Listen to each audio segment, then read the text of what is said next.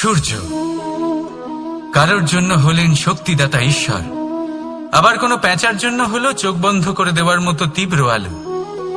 নদী কারোর জন্য হলো তৃষ্ণা মেটানোর স্রোত, আবার কারোর জন্য বন্যারূপী বিনাশকারী আশঙ্কা।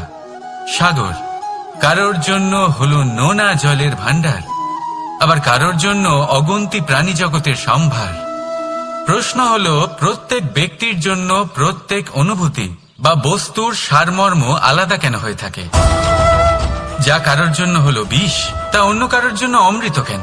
যা কারোর জন্য অমৃত, তা অন্যের জন্য বিষ কেন? উত্তর বড়ই সোজা।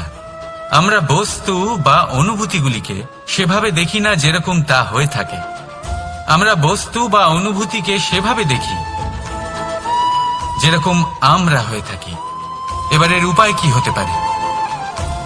নিজেকে পরিশুদ্ধ করুন, সবকিছুই শুদ্ধ হবে। রাধা রাধা। প্রেম, ঘৃণা, এই দুই হলো একই শব্দ। কিভাবে? দেখুন না, দুটোতেই 2.5 অক্ষর রয়েছে। দুটোই হলো সেই অনুভূতি যা আমাদের মনের সাথে